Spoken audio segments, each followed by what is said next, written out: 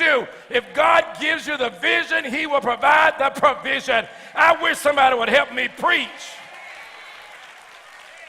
Jethro gave Moses some sound advice.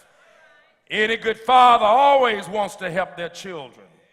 A lot of times people are saying, I know they don't mean any harm, Pastor, you better watch out. Them boys, they preaching, they're going to pass you. They ought to pass me. Doggone it, I lived in a shotgun house. I was 14 before we had running hot water in our house. We had to heat it on the stove. Willie knew me as a boy in Nashville. My children had their own TV in the room, own little bathroom. They better do better than me. Come on, say amen. I expect them to do better. Any good father always wants to make their children's lives better than their life. But the wisdom of Jethro's solution, Moses listened. Isn't that good? That's another thing. You got to learn to listen to folk with gray hair. That's why some of y'all need to quit dying it. Praise the Lord. So we'll know who got gray hair and who has wisdom. I always interject humor in my sermon to wake you up. The wisdom was there. Moses, look at chapter 18, verse 21. I love teaching this. Chapter 18, verse 21. He says, I want you to find some capable men. Now, it says men because it was a male-dominated society. But I want you to find capable people, those who have ability. Find those that fear God, that are spiritual. Find those that are trustworthy, honest, and with integrity. Find folk that hate dishonest gain, those that are not driven by money. He goes on to say, Moses, I want you to choose these able persons and put them to work. Put some over thousands, put some over hundreds, put some over 50s, put some over 10s. See, everybody can't lead 1,000, but you can lead 10. Everybody can't lead 100, but you can lead 50.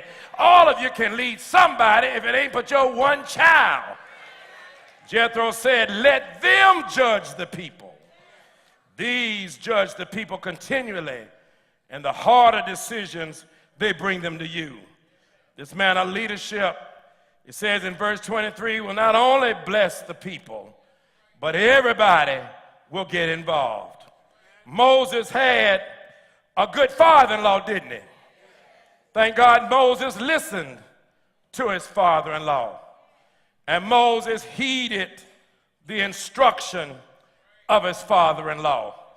My brothers and sisters, as I close, there's a story that I read the other evening of a little child that was afraid to sleep in his little bedroom.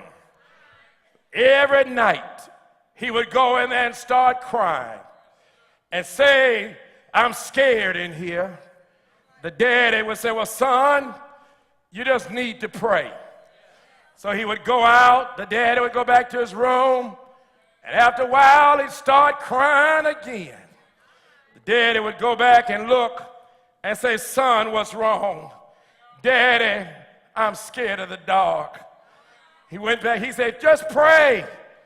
You'll be all right. He went back to the room, sat a while, and the little boy started crying again and started calling for his daddy. His daddy got up and went in the room.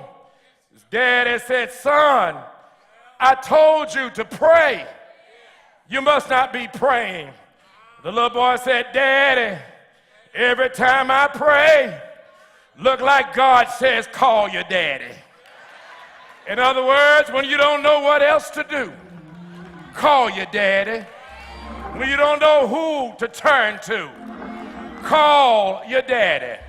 Does anybody have a daddy? I've got a father who sits high and looks low. I've got a daddy, saved me by his grace. I've got a daddy, forgave me through his mercy. I've called on that daddy who will lift me through his love, redeem me with his blood, and accepted his sacrifice. Shake somebody's hand and say, I've got a daddy. I've got a daddy. He's the God of Abraham, Isaac, and Jacob. I've got a daddy.